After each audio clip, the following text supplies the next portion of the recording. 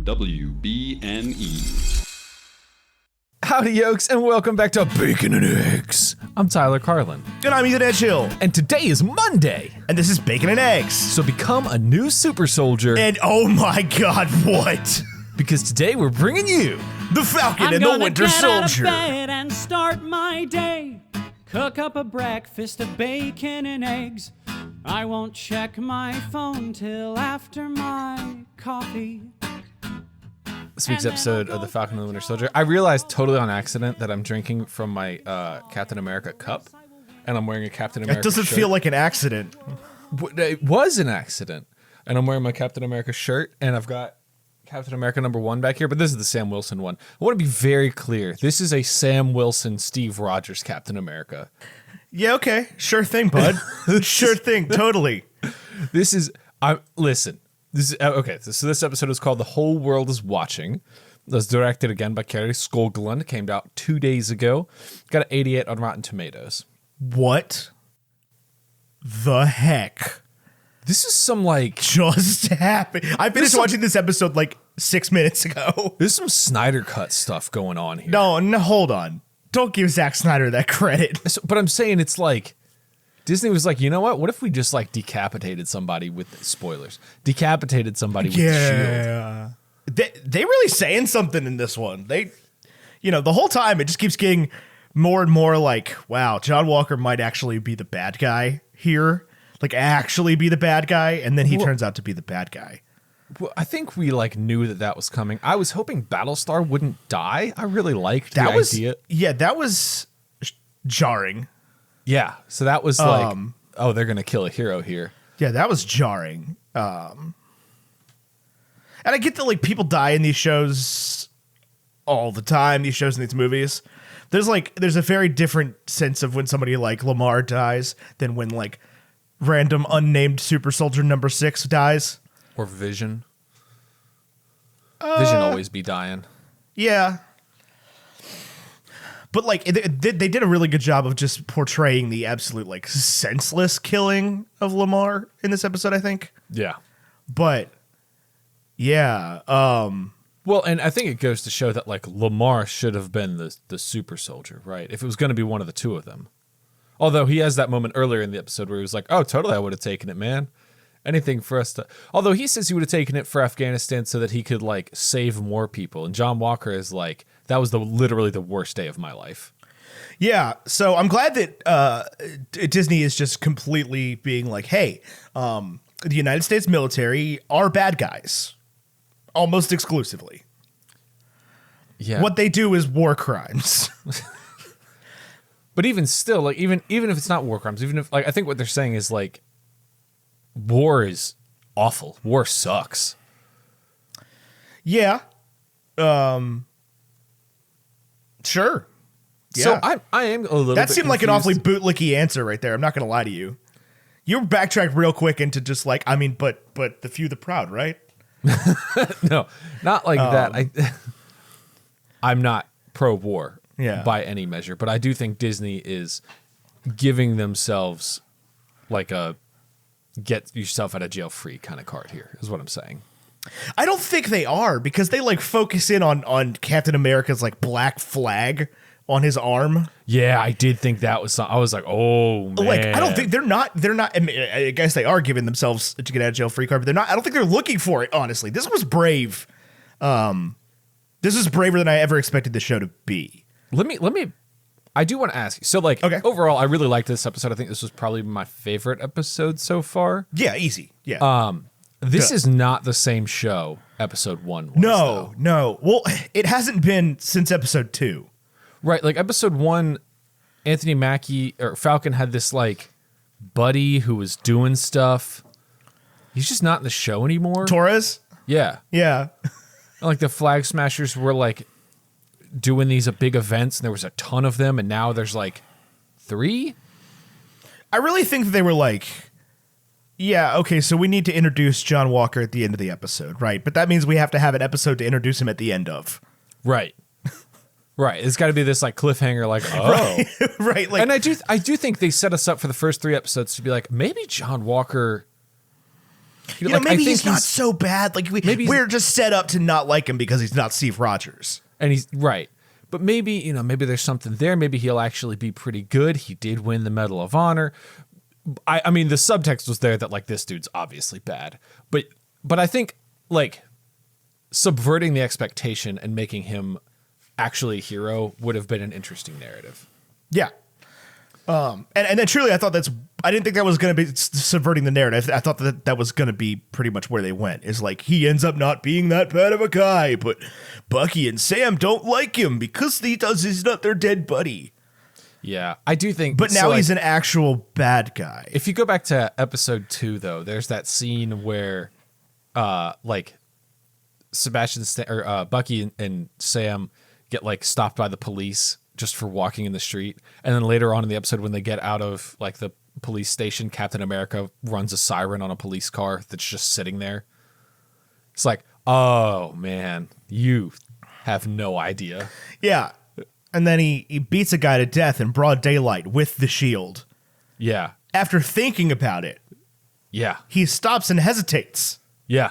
He has a few moments like that. Yeah. Where he stops and hesitates and then he doubles down. Yeah.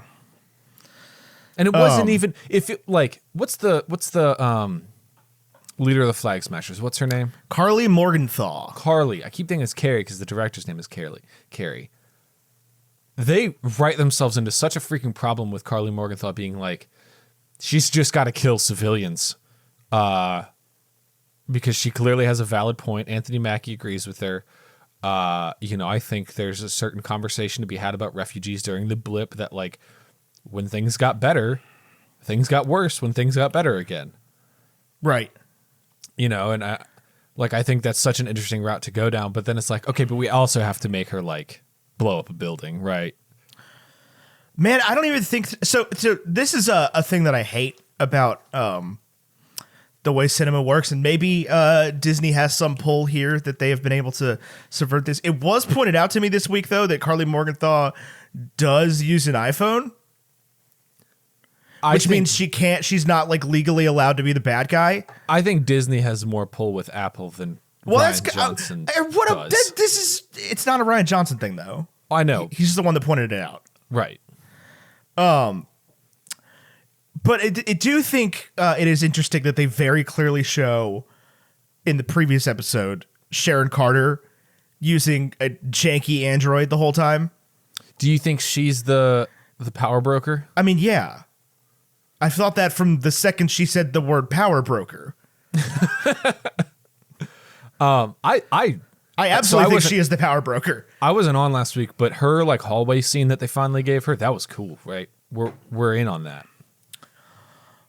Hallway scene. Well, like you know, you remember Iron Man 2 where they introduce Scarlett Johansson and she has the hallway scene where she like takes out a bunch of baddies.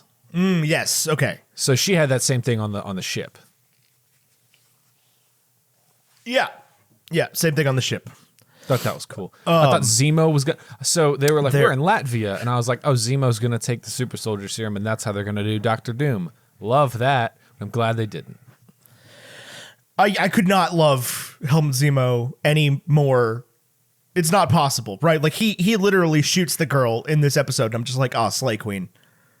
He's my favorite. Every time he does anything, he's my favorite. Like I know he's a villain, but like he's such a well-written villain. Yeah. And he was such like he was the villain obviously in Civil War, but he also like wasn't. You know, like it was so heavily focused on the internal conflict between Tony and Cap that he like really gets sidelined. So I really love the character and how they're developing him. Oh, absolutely, yeah. Like he can do no wrong. Every time because he has a scene with the kids, right, where he like is singing a freaking like minor key nursery rhyme and like sits down and it's just like Turkish delight. Yeah, real white witch stuff. Yeah. And it's just like, it's so well written and so well acted that you just cannot. I'm sitting there like, yes, dude, absolutely. Do whatever. I did think Turkish Delight was like a weird flex for them to make this like left field Narnia reference. I mean, I guess. I don't know. We'll see. Bucky talks about reading The Hobbit when it came out originally. That's true. That's true. Maybe there's more Tolkien and Lewis lore than we're giving them credit for. Yeah, or they're, I don't know, trying to show these people that, like, trying to tie the MCU to the actual world via, you know, like established media. Yeah. Is there any redemption for John Walker here? No, there's not. So you think he's fully gone? I think the serum has done exactly what Lamar said it was going to do, and done exactly what Dr. Erskine said it was going to do. It amplified him. Yeah. Well, and now the only thing that grounded him is gone. Yeah. That was yeah. I mean, like, that was an image at the end of this episode when it, like, did the underneath shot of him with the blood on the shield. That was an image. Like, if that was the kind of thing I wanted as my desktop wallpaper, that would be it. But, like, I don't want that. No, yeah, that looks awful. Yeah. No, I don't think there's a redemption for. They're gonna have to kill him. I don't think they'll kill him. I think he's so well acted and so well written that he's gonna keep reappearing. I mean, eventually, yeah. Like I don't know if it's gonna be there's only 2 episodes left, right? I don't know how this is gonna resolve. They got a lot of things up in the air right now. A lot of things. But I think this is gonna be a multi-season thing, I guess. Either that or it'll, go into the films. Yeah. But, like, I can can't also see them closing it off the way they closed off WandaVision. Like, right. I can see the next season being called, like, Captain America and Zemo, and it being Falcon and Zemo. You know what I'm saying? Yeah. I think they could just come up with a better name at that point. Than the Falcon and the Winter Soldier, or than Captain America and Zemo. Well, maybe he takes. I don't know what his, like, villain name is. He's got a mask, so clearly he's somebody. I thought his mask in episode 3 was the stupidest thing. What a dumb thing to include. One of the things that makes him so great is that, like, he's just a guy, like a super evil white guy. I don't know if that was cool. Really? Yeah. Do they not recognize him when he's in the mask? Surely they do. I mean, yeah, it's the coat. It's the fur coat. Yeah. I don't think anybody's ever looked cooler in an article of clothing than. Oh, really? I kept thinking he needs to put the collar down just a little bit. Nah. Power moves. I'm on board. Ugh. The Dira Milaje in this episode. Give me more Wakanda. Dora Milaje. Give me more Wakanda. When the girl catches the shield and there's that moment where you're like, I take back the Falcon thing. That's Captain America right there. She's just gonna take it. Yeah. Well, I thought they would because I truly thought they'd be like, we made it, it's ours, and they'd just take it back. Yeah, I definitely thought that was what was gonna happen. And then she's like, no, leave it. He's gone. He slipped through a bathtub. Like, whatever. We'll get him eventually. It's fine. They're not super pressed about it. I do think that was an interesting moment with John Walker being like, I lost to, like, a not even super soldier. Yeah, and that's what pushes him over the edge to actually take the thing. Yeah. So it's Wakanda's fault. No, it's John's fault. What did you think of that scene in Wakanda there at the beginning? I love the Wakanda move of the chicka-chicka. I mean, it was fine. It was kind of a weak intro, honestly. Really? Yeah. I thought it was good, where they, like, tested the power words against him, and then he just cries. That was so good. Yeah, but I mean, it was like very much like how Bucky. We don't want to pay to, like, actually do Wakanda, so we're just gonna show you, like, a still frame of the back of the city and be out in the woods somewhere. And no, we're not really gonna put it in there. Like, it's just a TV show. It's kind of like we're just gonna, like, half-ass Wakanda for you guys. They took his arm off. That was wild. Like, the defeated, confused look on his face that just drops off. He's like, I was not. Didn't know they could do that. Not informed that this is a thing that can happen to me. I guess that's to, like, set us up for future situations. I don't know. I do think they make a statement here when Carly Morgenthau gets shot that like Steve Rogers never once got shot. Yeah. Carly Morgenthau got shot, and I was like, I don't know what's going to happen to her now. She can bleed. Okay. Right. Well, we know Steve can bleed. Yeah, but like, I always got the impression that Steve was relatively bulletproof. Yeah, definitely. If not Steve, then Bucky. Like, Steve has a big round shield. Maybe he can block all the bullets. Bucky has an arm. He does a pretty good job with that arm, though, honestly. I don't know why they got involved in the fight against the Wakandans, honestly. I would have just let them beat up John and Lamar. I think because the Wakandans were going to kill him. Yeah. Okay. Your Well, point, Lamar can't question die. mark. Lamar's a great guy. He's not. Lamar's a better guy than John Walker. But he's not, though, because he's John's enabler, right? Like, he's as much Right. his fault as everything. He was in Afghanistan, too. He was just the guy that didn't get the Medals of Honor. Yeah. I do feel like, man, where did episode 1 go? It's really starting to bug me. Like, it's not the same. It's not. We get a little bit of shrimp boat back in this one. Yeah, I was like, But- okay, we're back, I guess. No, I think they're going to circle back around to it because Sam and Carly obviously have this connection where they are like sort of the same. Sam obviously agrees with her to some extent. He just can't move past the like, we're going to kill some of the GRC because they're the people that are doing this. Sam and Carly have a different idea of what innocent looks like, and that's sort of the crux there. Yeah. And again, I think that is just specifically designed to challenge us as Americans. Of like, hey, because she even says the thing when she gets on the phone with Sarah, and Sarah's like, "Oh, you're the terrorist," and she's like, "That's a revolutionary," depending on how you look at it. And it's like, yeah, that's a decent point. That like, this is a country founded on a revolution that pretty much every other country was like, these are terrorists. They killed a bunch of us. I mean, they went to a war with us. Yeah, and we lost. And then when France went to war for a revolution, we were like, nah, have fun. The issue on the table.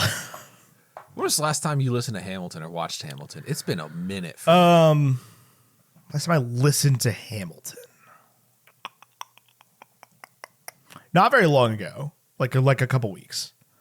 But before that, it had been a while. I have not seen it since like October, probably.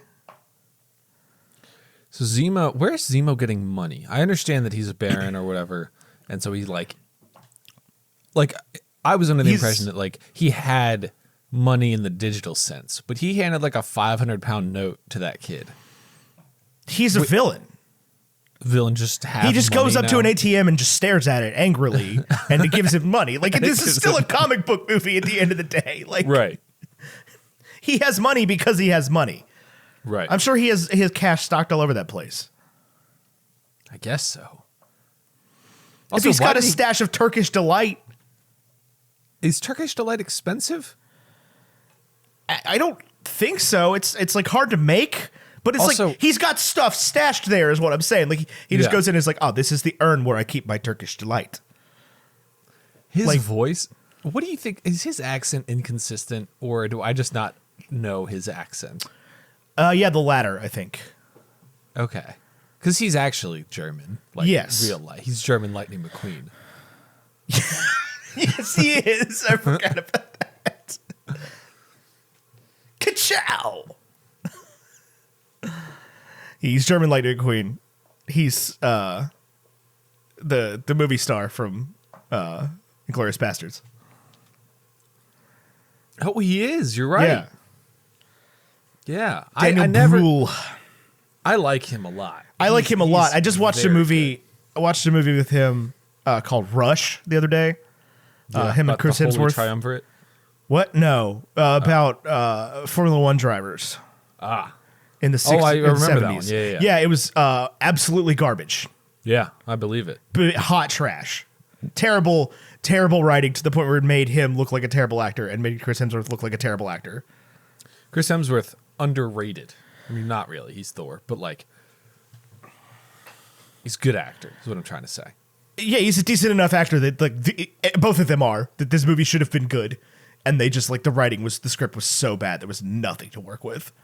The direction was just like, they had to have been telling these people to do this job horribly. It was sad. I thought it was going to be a cool movie, like a Ford vs. Ferrari type movie. It was not. It was like not good. Did it make you appreciate Ford vs. Ferrari that much more? Yes. Yes, it did. I mean, it's really hard to make these racing movies. That is an exceptional sports movie. It's a good one, no doubt. I like the ending. Well, I mean, it made me sad, but you know. Yeah. It was good. Where do we go from here? So you think Sharon Carter's the power broker? There's no way Sharon Carter's the villain. I don't think she's...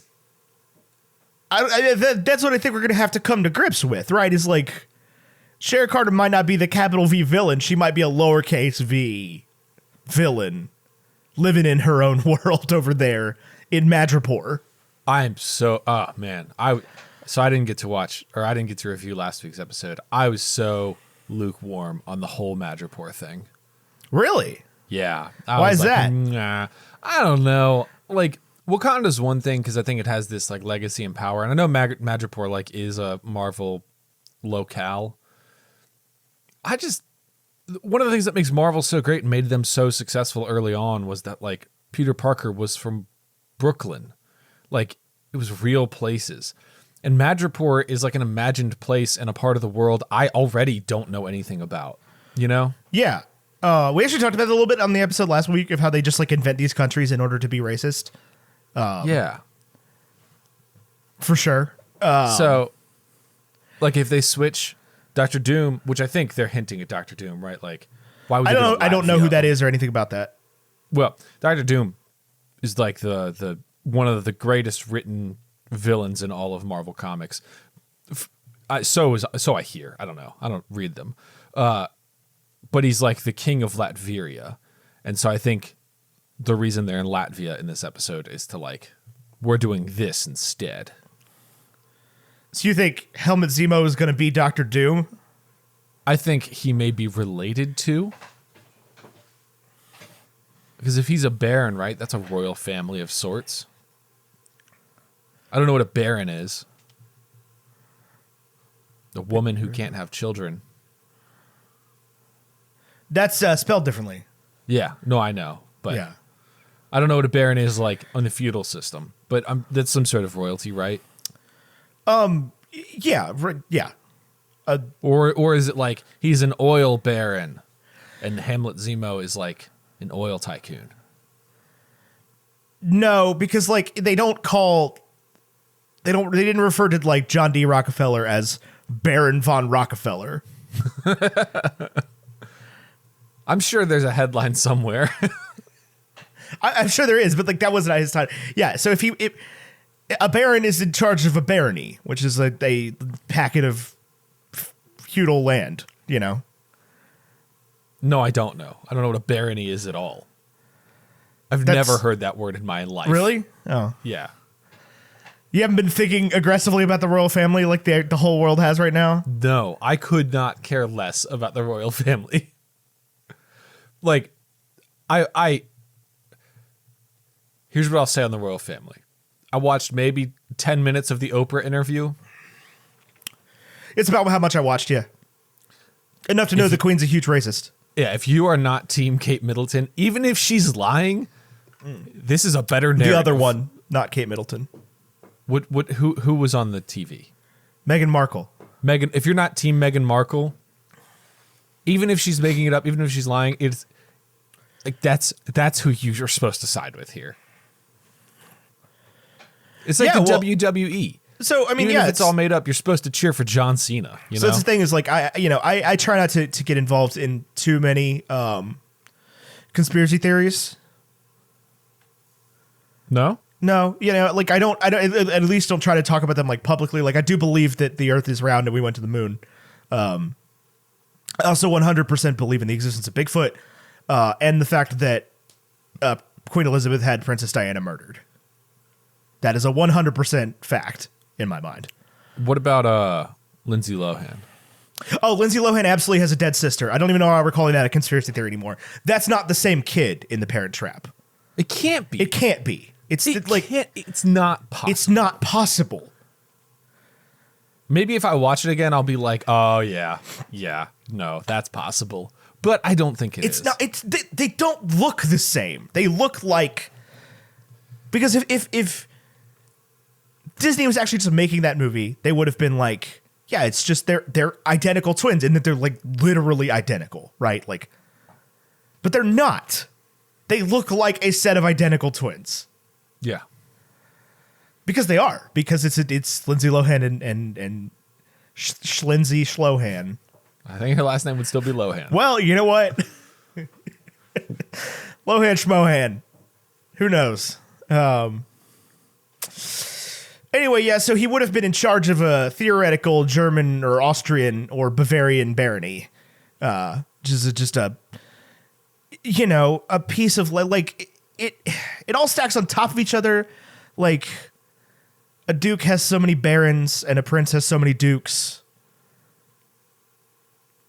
And a king has so many princes. Yeah. Viscounts and all kinds of stuff. Viceroys. I've seen Bridgerton. Does that mean that Baron Zemo is going to go on a hell of a honeymoon? I have not seen Bridgerton. I know that it's based on a book called like The Duke and I or whatever. Yeah. So that would imply to me, I believe that some of those people are barons because they would like work for the Duke. I don't know. I have no idea how Bridgerton works. It's like like we have a governor, right? Ralph Northam here in Virginia. Yeah. We also have a bunch of like mayors, right? Right. They are in charge of specific, and obviously they're elected officials and not just like bequeathed power by how much, well, I mean, they're definitely bequeathed power based on how much money they have. But in a different way than they used to be Right. in the 1100s. Right. This is not important to Helmut Zemo's character at all, though. Aside from the fact, I mean, like he's rich. he is rich and he has a house in Riga for some reason. He's doing so well here, tracking down Carly Morgenthau, which I think she should put out like a web show and call it iCarly, but that's on me. That would be very heavy-handed. Can you Because imagine that's if she the was problem, like, though. if she was like, "Hi, I'm iCarly, and this is Sam, and this is iCarly." And this is Gibby, and they just point the camera at Bucky. What's Bucky thinking about? Ba-da-da. Yeah, because like if the Hobbit exists, iCarly exists. That's a 1-to-1. Like The Hobbit directly leads to iCarly. it's not even that the Hobbit directly leads to iCarly. It's that like if you're gonna be like, yeah, I read The Hobbit when it came out in 1934, that tells you that you're working with an established set of cultural media that we understand and know. Right. Right, like iCarly happened before the Battle of New York. It happened before the Avengers, so therefore it exists. It also happened in Seattle, where there's like, And where an Avengers never been ever. right. There's no Avengers in Seattle. It's like, oh, what happened to Seattle? Oh, they got eaten by Godzilla about 8 years ago while we were battling Thanos. It was really unfortunate. Was it in the news? Absolutely not. No. We do need some. I'm about to say we need some West Coast Avengers, but then I would be careful with that sentence. That's a thing. the West Coast Avengers are a thing. Yeah. I've read their comic. I read a recent run of them, well, like a first issue, and I was like, man, this is good. Maybe that's how they introduced the X-Men. They're just like, yeah, they were on the West Coast the whole time. They were on the West Coast. Surfer Wolverine. I'm just It's just surfer versions of every X-Men. They had the Surfer Xavier. It took me a second. Start thinking about Patrick Stewart on his surfboard with the wheelchair.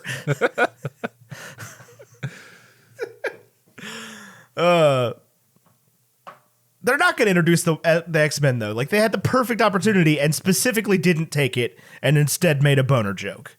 Right? Like, that's Disney saying, like, okay, the X-Men isn't going to be part of this until we decide it is later because we want money from you. Right. It's But gonna be a for Deadpool now, thing. the X-Men is not part of this. We made a boner joke instead. We hired the guy that plays the dead guy in the X-Men. The one with bum bum bum bum. What if they did the song too? What song? Like if they did Sweet Dreams Are Made of This in WandaVision. Is that a Quicksilver reference? That's a quick. Those movies suck butts very hard. Surely you've scrolled on Facebook and been like, you've seen some video pop up like best movie scenes, and it's the Quicksilver scene. Surely you've seen it. I think I assumed that the Eurythmics were added later on. Oh no, that's like in the movie. Ah, okay. I haven't seen those movies in so long, and I haven't seen most of them. I watched First Class and was like, this sucks butts. X-Men is one where the timeline is so jumbled. People will be like, you need to watch in this order for it to make sense. Just watch it in release order. Yeah, I liked the first ones. They weren't good, though. I don't remember them. I know that revisited them not all that long ago, and then, like, it was one of those problems where, like, they were good, and then there was Iron Man. Right. So now you go back and you watch the Elektra movie, and you're like, this sucks. This sucks so hard. You watch back and watch the Amazing Spider-Man 2, and you're like, this blows chunks, man. This movie sucks. Tell me this. In the original X-Men trilogy, is there a scene where Wolverine fights like a lady Wolverine inside the Statue of Liberty? Liberty. I don't think so. He does fight a bunch of people inside the Statue of Liberty. There was like, I Fights a remember lady when I was a Wolverine. kid, there was like a lady Wolverine who had like nail claws. There was, yes. I don't think it happened in the Statue of Liberty. I think that was a different movie. Okay. He fights Sabretooth inside the Statue of Liberty, I believe. I'm having trouble recalling any of the details of these movies.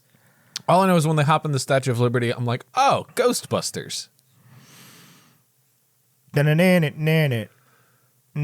movies came out much closer together than those movies came out to now. Yes. X-Men was like 2000.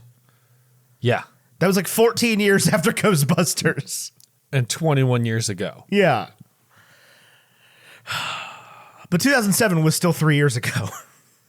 Yeah. 1980 was 20 years ago. Yes, absolutely was. Yeah. Somebody said that like the way kids today think about the 90s is how we thought about the 60s, and that can't be right. No, I still think about the 60s the same way I thought about the 60s. Right, but you're not a kid today. Right. So hold on. 1960 was 37 years prior Ago. to 1997. Right? Yes? 60 Why plus is math 37 hard? is 97. Yes. So that can't possibly be right because 1997 wasn't, or 1990 wasn't 37 years ago. Yeah. The better analog would be like kids today think about the 90s the way we thought about the 80s, except when we were in the 90s and the early 2000s, no one thought about the 80s. Yeah, now everyone thinks about Now the 80s. everyone thinks about the 80s. 80s was like the last era before like proper internet. Right, yeah, I've made this point before that our generation's weird because they change the rules on us every 5 minutes. And like, I still remember recording movies with the commercials on them onto a VHS tape and then watching them later and like fast forwarding through the commercials on an actual tape. Yeah. Do they not do that anymore? No, they don't do that anymore. And kids who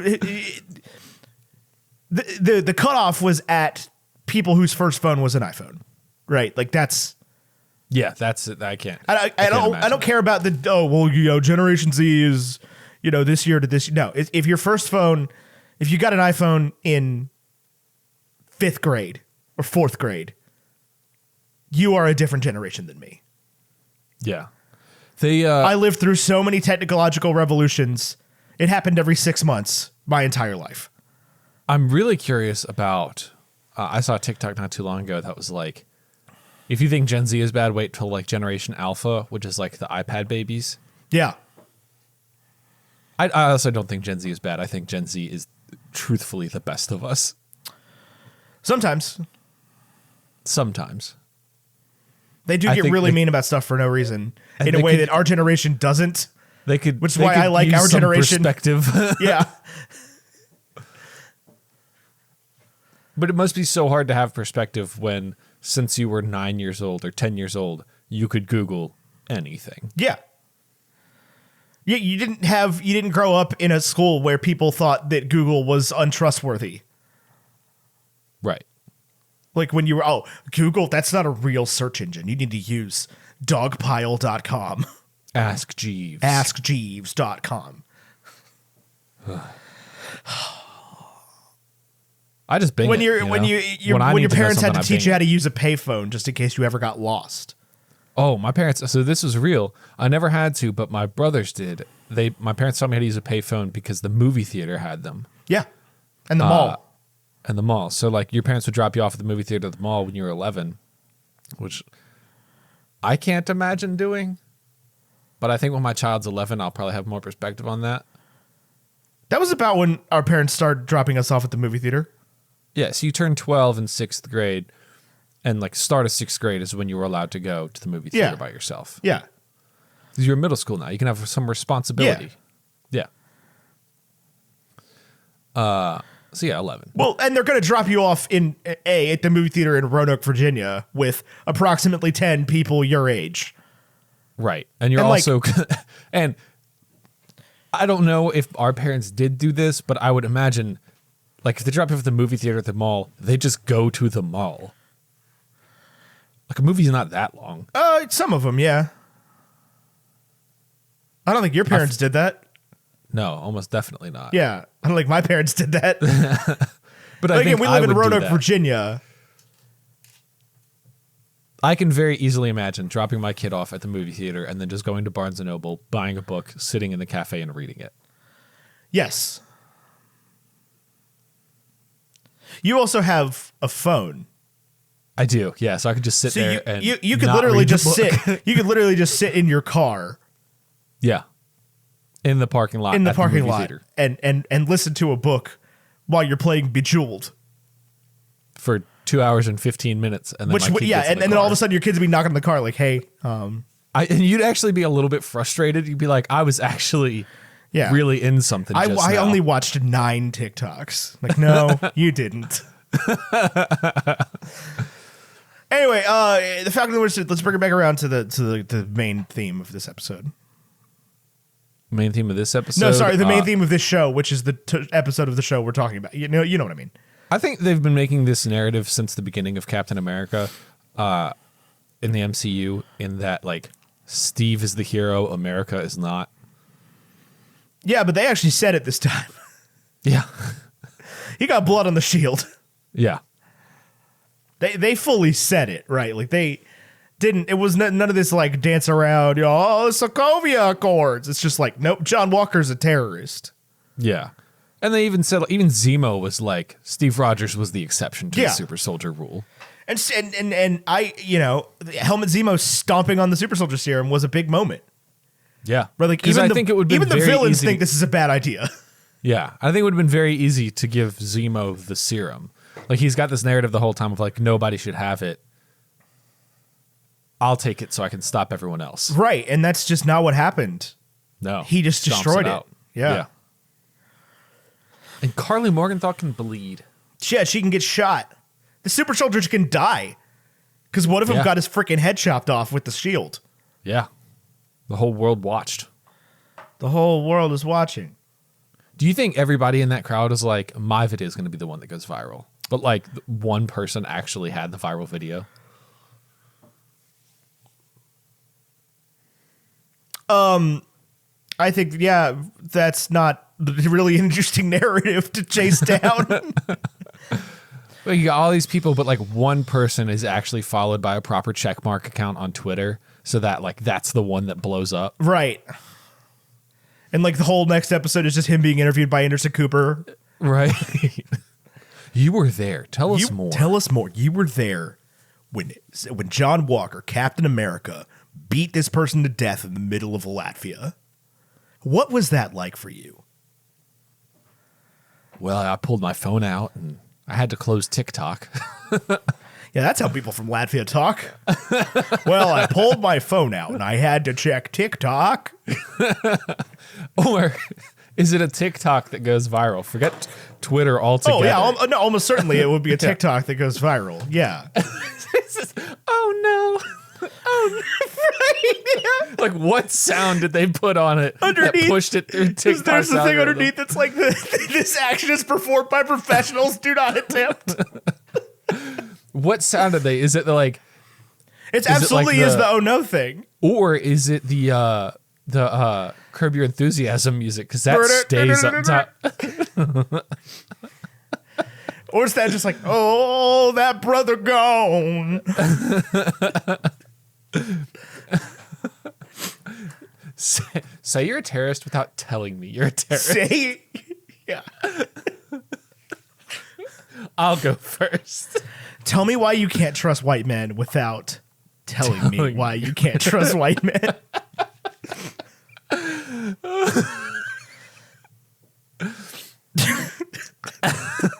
John Walker, TikTok sensation. It's just like the blown out Thomas the Tank Engine theme.